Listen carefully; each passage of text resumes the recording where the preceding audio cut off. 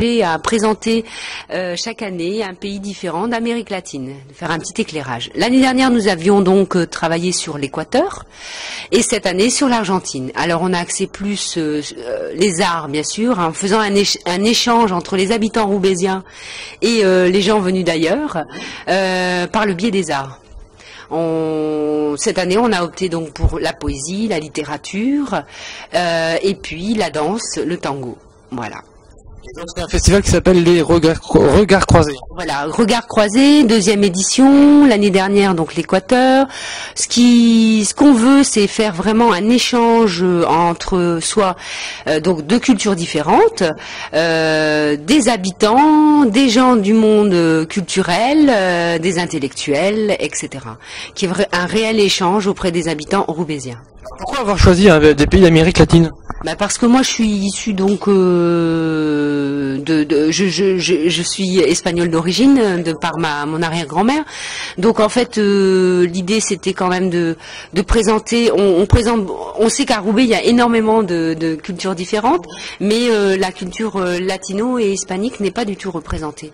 Donc je me suis dit pourquoi pas montrer ces gens qui vivent chez nous et qui ont le droit aussi à leur représentation. Voilà. Excusez, tout à l'heure, tu as aussi, par la suite, tu vas aussi continuer des éditions de Regards Croisés avec d'autres pays. Alors, tu as des pays en... J'aimerais bien faire la Bolivie l'année prochaine, en sachant que, bien sûr, Giso ne fait pas ça tout seul. On est que 3 dans l'association. On fait ça en collaboration avec des étudiantes de l'UFR. D'ailleurs, ce soir, je remercie Marie, Sibylle, Angèle, Christelle, qui sont de l'UFR des langues étrangères juste à côté. LEA et qui de Roubaix donc et qui chaque année participe à l'ensemble de la conception du projet. Hein. Donc on n'est pas seul du tout. Hein. Vraiment des partenaires réguliers. Oui, réguliers. Chaque année, la faculté vient à nous. On fait un échange aussi de ce côté-là. Voilà.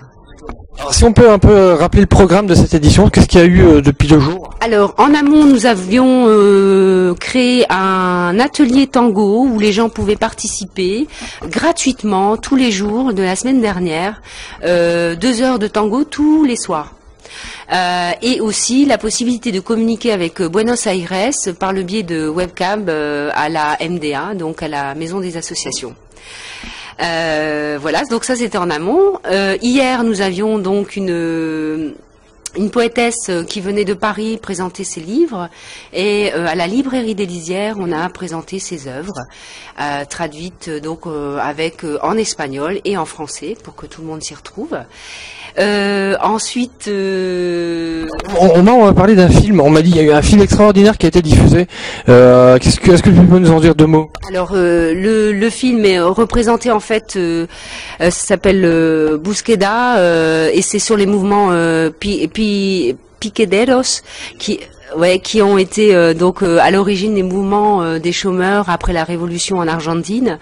Et donc en fait c'était un documentaire sur après comment tous ces mouvements ont pu perdurer et ont fait que des gens peuvent réaliser et avoir maintenant une dignité de citoyens, voilà, des gens qui sont dans une extrême pauvreté, qui ont pris un peu leur destin en main et qui ont un petit peu revu à leur sauce la démocratie et la politique.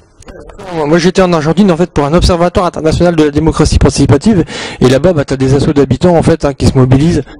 Et qui chaque semaine se confrontent leurs idées, votent ensemble les projets, soit de pouvoir donner suffisamment à manger, aussi bien des problématiques sur comment créer des ateliers avec les enfants, etc. Donc vraiment prendre en main démocratiquement son destin, quoi. Donc ça me plaisait, et ça me plaisait de montrer ça aussi aux jeunes roubaisiens parce que là on est bientôt à une phase où il va falloir voter au présidentiel et j'entends beaucoup de jeunes qui me disent c'est toujours pareil, pour qui on va voter, on ne sait pas. Et il y a d'autres modèles et peut-être c'est intéressant de montrer ces modèles autres qui existent et qui se perdurent aussi dans le temps. Et c'est un lien là, parce qu'on est en train de parler en fait de participation citoyenne. C'est ce qui t'a aussi décidé de travailler avec ces pays-là? Oui, oui, ouais, ça c'est vraiment une priorité. C'est de montrer aussi ce côté-là où les gens les habitants peuvent prendre en charge leur vie complètement et politiquement. Moi, ce que j'avais vu qui m'avait assez impressionné à Buenos Aires, c'est qu'ils avaient lutté. Je crois qu'il y avait le dictateur qui a voulu imposer toute une série d'autoroutes et à la place, les habitants se sont mobilisés. Ils ont installé des jardins pour enfants et des jeux. Ouais, tout à fait. Ouais. Alors voilà, c'était un peu ce qu'on montrait hier dans le film voilà. Et puis il faut savoir que alors j'étais très étonnée, c'est que par exemple quand on fait une étude sociologique en France, on parle de catégories socio-professionnelles et en Argentine on parle de catégories socio-économiques et on place les gens que dans 4 cases entre guillemets.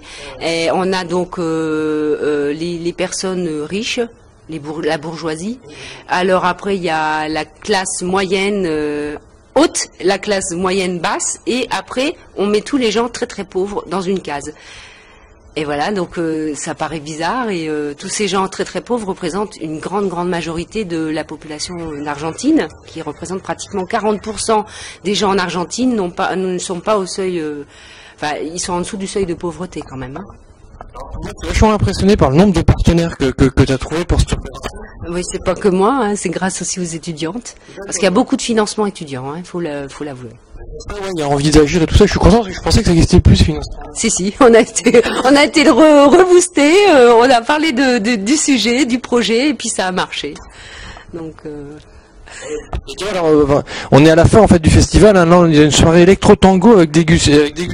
Ouais, d'empanadas fait par une mamie qui est d'Argentine, qui a bien voulu participer. Et là-dessus, on les vend pas cher et ça permet de renflouer les caisses, etc. Quoi. Du vin argentin aussi, on peut déguster. Moi, vraiment, j'ai pas bu de vin parce que je suis pas branché trop alcool. On était avec Isabelle Lino. Alors, est-ce que vous avez un peu parlé avec ce monsieur? Ah oui, alors c'est donc le représentant du musée de Boulogne-sur-Mer qui est le seul petit coin d'Argentine de France en fait, hein, et on a la chance qu'il soit venu présenter ce musée et on espère créer donc avec ce lien un échange cet été pour pouvoir visiter le bateau qui normalement est symbolique de la Casa San Martín et donc on fera un échange avec la population roubaisienne, j'espère. Ouais, qui a l'air bien sympa, ce monsieur. Ouais, tout à fait, qui est venu avec toute sa famille, donc magnifique et qui vient juste de repartir et voilà. Donc si on pouvait te demander un peu ton avis on va dire à la conclusion, c'est pas encore fini, mais voilà, un peu à la fin du festival. Alors pour cette édition, je la trouve assez surprenante parce qu'on n'a pas choisi les mêmes arts, on n'a pas traité les mêmes arts que l'année dernière. L'année dernière, on était plus dans les arts, la peinture, la photographie, etc. Cette année, on a plus pris le biais de la littérature et c'est pas mal parce que ça permet de s'ouvrir à d'autres arts que moi je ne connaissais pas. En tant que photographe, je suis plus visuel, plus photographie, peinture, etc. Mais tout ce qui était poésie.